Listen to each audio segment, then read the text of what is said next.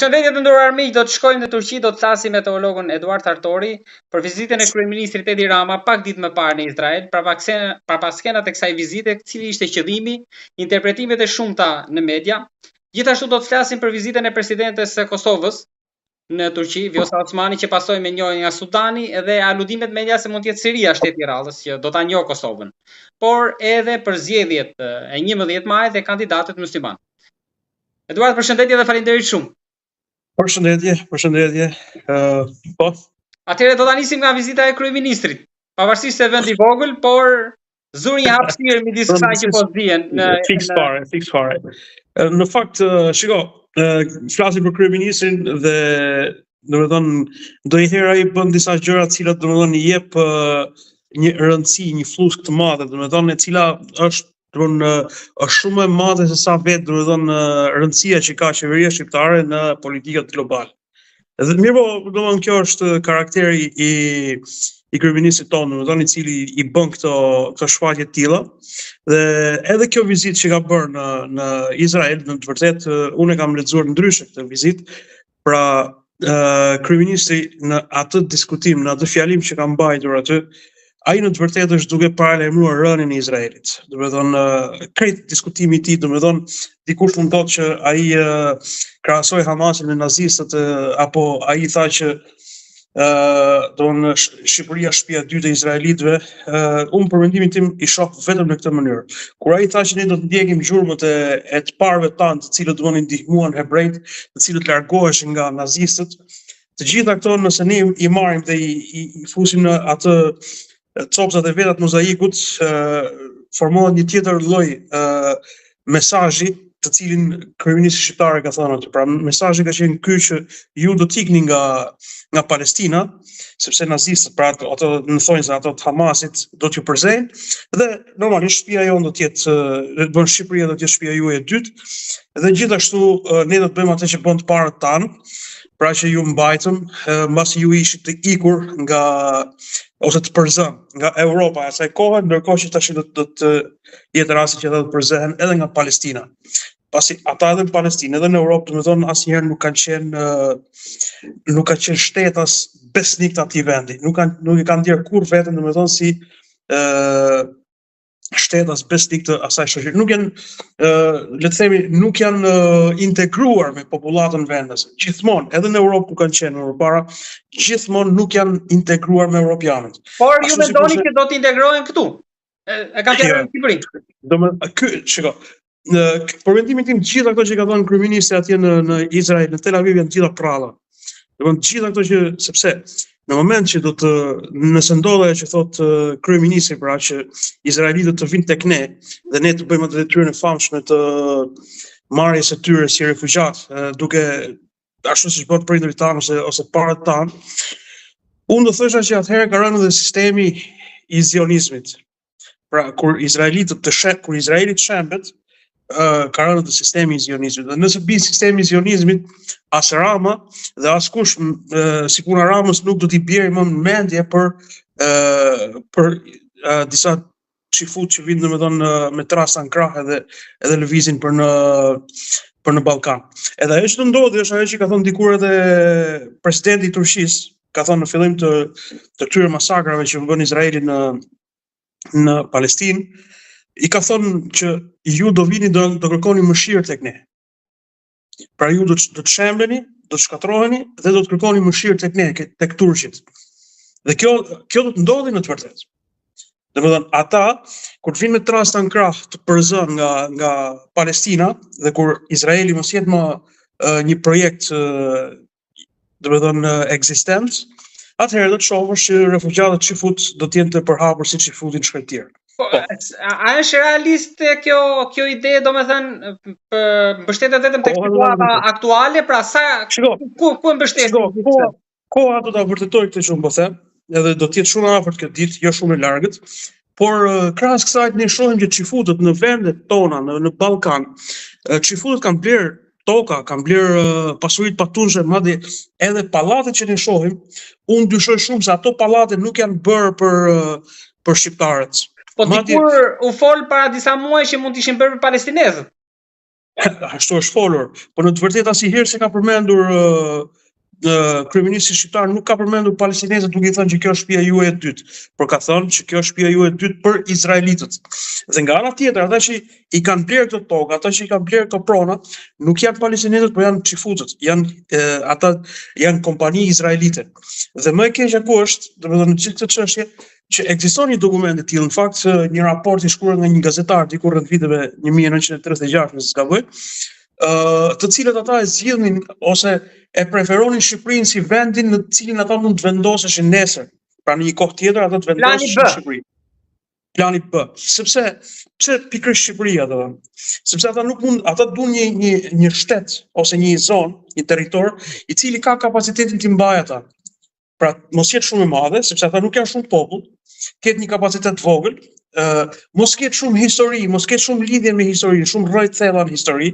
Ata për shembull nuk mund ta bëjnë këtë gjë me francezët, për shembull, që të përzejnë një cop tokë francezët ja marrin ose gjermanëve, sepse janë shtete që kanë bazament shumë të fuqishëm në qoftë edhe në histori, por qoftë edhe në politik. Dhe vinë tek shtetet vogla, si puna e shtetit shqiptar, si puna e shtetit Kosovës, e këtyre shteteve ballkanike, të cilat gjithmonë i kanë pasur rrojët e dobta poshtë dhe me politikat që kanë bërë në kohët e fundit, le të themi këto 10 vjet e fundit, por edhe më përpara, kanë qenë politikat e përzënies popullit shqiptar. Dhe interesant, unë edhe kam shkruar këtë pjesë, interesant gjuha e Edi Ramës me shqiptarët dhe gjuha e Edi Ramës në Izrael.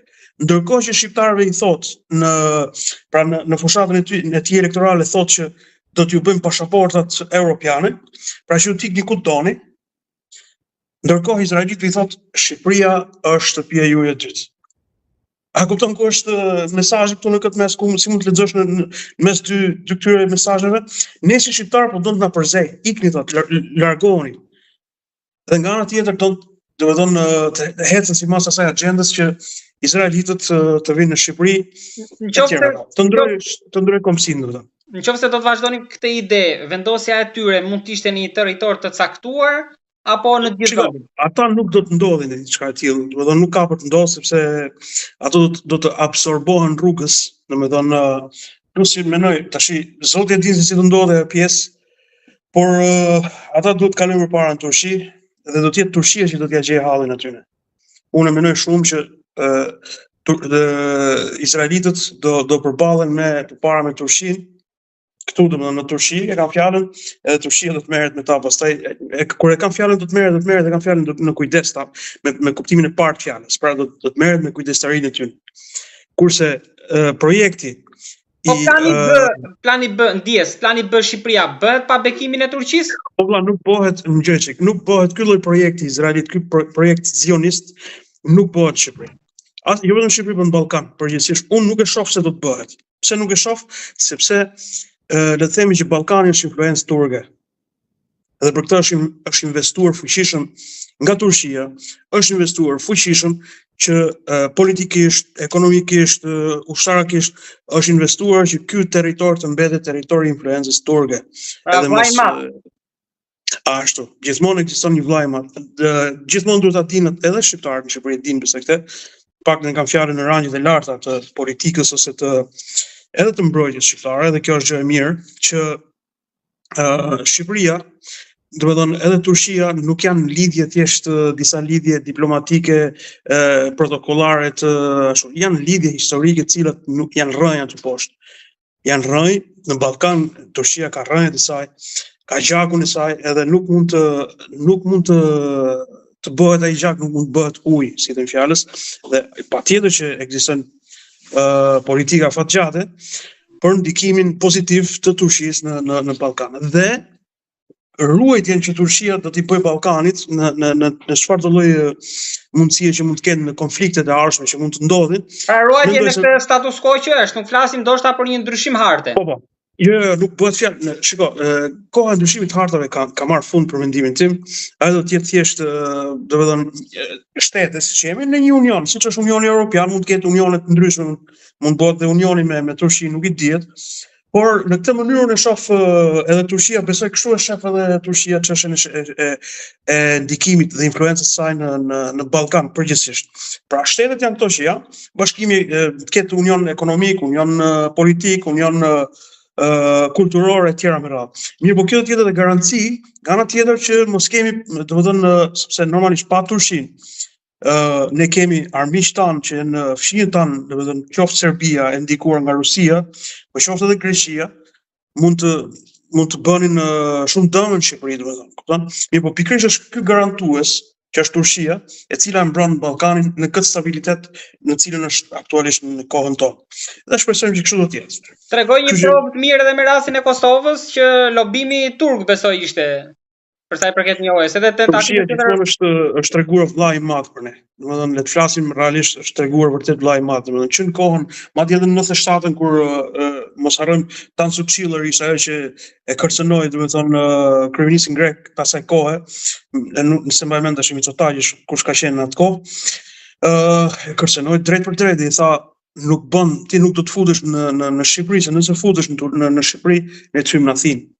Pra çështja është e thjeshtë. Sa është forcu Turqia nga vitet 50 paktën e deri tani, Turqia e ka mbajtur Ballkanin në këtë status quo që është.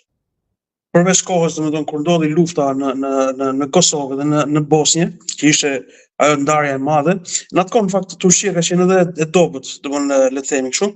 Por pastaj ndikimi turk në këto vende ka qenë shumë i fuqishëm dhe ka ruajtur këtë lloj harte që ne kemi, dhe besoj që kështu do të jetë edhe më tej, domethënë. Aq më tepër edhe tani që Trumpi duket sikur po ka një tërheqje të butë, Turqisë besoj mund t'i kaloj ndoshta në rastin konkret që ta plotësoj pjesën e presidentes Kosovës, ju thatë shumë bukur e lidhët.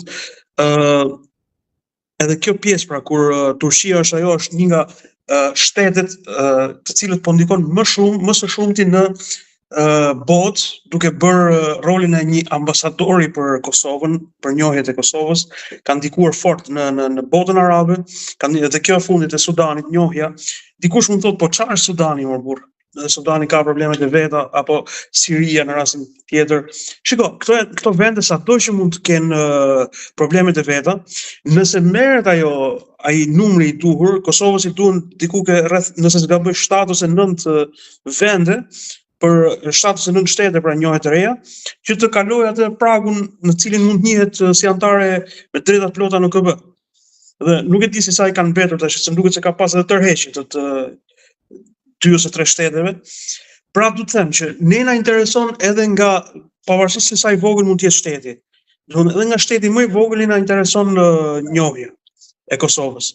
Kështu që kjo që Turqia po bën është vërtet diçka e sinqertë, diçka me dashni. Nuk është çështje, edhe është çështje që shikon larg çështën. Pra, nëse Turqia nuk do të kishte të tilla njete për të ruajtur kufirin në cilin jemi sot, që ekzistojmë sot në Ballkan përgjithsisht, atëherë nuk do lodhej kaq shumë për njohjet e Kosovës. Pra do ta lënë Kosovën të trazohet kështu siç është, dhe pastaj ose e merr Serbia ose e merr siç po bën Europa në fund fare. Europa këtë po bën. Europa e lën Kosovën balt, në mënyrë që nesër ta përdorë si monedë këmbimi për Rusin, mjep këtë, më liro toka këtej nga Ukraina ose nga Polonia apo diçka tjetër nëse ndodh, dhe ne t'japim pjesë nga Kosova, pra t'japim Kosovën për Serbinë kështu me radhë. Pra, ata bëjnë pazare të tilla, kurse Turqia s'bën pazare. Me këto vende Turqia nuk bën pazare. Pra, sepse këto janë zonat e veta të influencës e tjera. Po. Për sa i përket edhe bekimi që i dha edhe Trumpi, se ishin dhe ato fjalë të mëdha që tha pak ditë më parë për Erdoganin.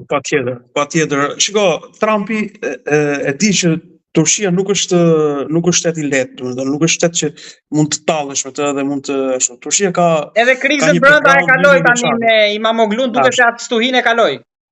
Jo, e kaloi dhe unë thashë që do ta kaloj pa problem, domethënë këtë pjesë sepse e nisi vetë, domethënë. Kupton, edhe kur e nis vetë dinë edhe pasojat, domethënë se çfarë mund të ndodhë, dhe të gjitha kanë qenë të llogaritme. Kupton? Thjesht çështje që ai u dënuar domethënë ose po dënohet për çështje penale dhe jo politike. Dalim ke Trumpi, edhe Trumpi po ashtu domethënë e kupton se ka të bëjë me një shtet me themele, me tabane të forta, dhe që thotë më mirë ta kem afër meje, ta kem nanën time se sa kundër meje. Dhe kjo është Kjo është diçka e zgjuar që po bën dhe Turqia po shfrytëzon mirë këtë pjesë, domethënë, po shfrytëzon shumë mirë faktin që Trumpi don ta marrë afër. Ju lutem, më jepni një koment për zgjedhjen në Shqipëri dhe përfshirjen e kandidatëve musliman. Shiko, zgjedhjet në Shqipëri pothuajse janë të, nuk e di domethënë, unë e di që do të ketë rezultati pothuajse dihet sepse ne kemi një opozitë shumë të dërmuar, një opozitë plagur. Kur them plagur, jo vetëm thjesht për moshën e Berishës, por edhe mentalitetin e plagur që të gjithë ata të cilët i shkojnë brava Berishës apo ata që i shkojnë Lulbashës e me radhë, janë gjithë mentaliteti plagur i opozitës dhe një mentalitet i cili nuk prodhon asgjë, domethënë, dhe nuk pint për zgjedhësit shqiptar. Rama do ta fitojë normalisht, do ta fitojë sepse ashtu janë bërë llogarit me Ramën. Mirë po tash nëse dalim tek çështja e muslimanëve, domethënë që kanë kandiduar për partinë e Ramës, sidomos, unë do të thoya që ata u bë një debat i madh në fakt para ca ditësh. Edhe në momentin e prezantimit në hapjes së fushatës, njëra nga kandidatët ishte në krah të djathtë të kryeministrit. Shiko. Jo pa qëllim. Po, patjetër. Do të them këtë që që një debat i tillë edhe në mesin tonë si musliman që këta njerëz, domethënë, nuk duhet të qëndrojnë me Ramën sepse Rama na tradhtoi në aspektin që tradhtoi vlerat tona si shqiptarë dhe si musliman, kur ndërkohë që ne, domethënë, jemi, ai flet në emrin tonë dhe në emrin tonë ai shkon dhe bëhet me kriminalin presidentin izraelit, i cili është një shtet kriminal dhe vetë presidenti, por edhe vetë qeveria është një qeveri kriminale. Dhe me këta njerëz Rama flet në emrin tonë. E normalisht kjo krijon një indinjat shumë të madhe për gjithë ne si shqiptar, sepse ne nuk jemi dakord me Ramën në këtë pikë. Ai ka qenë ka folur vetëm në emrin e vetes vet, por jo në emrin e shqiptarëve. Mirë po tash ideja ishte tek muslimanët tanë që janë në partinë e tij ose që po kandidojnë atë. Unë personalisht e shoh idenë që ata nuk kanë asnjë fajt të kjo pjesë, pra nuk mund të mbartin mbi vete tradhtinë të cilën Rama bëri, në fund fare nuk e bën ata, dhe ata nuk, kur i hyn kësaj çështje, nuk i hyn duke ditur që Rama ka këtë qëndrim, dhe ajo ndodhi domethënë vetëm gjatë rrugës, kështu që në këtë aspekt unë mendoj që do të ishte pa drejt ti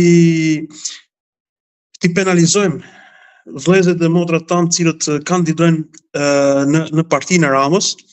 Përkundrazi, unë mendoj që këta duhet të ndihmohen, domethënë dhe t'u jepet vota, t'u jepet shansi fundja, dhe ka diçka që ata nuk kanë folur në emër të muslimanëve.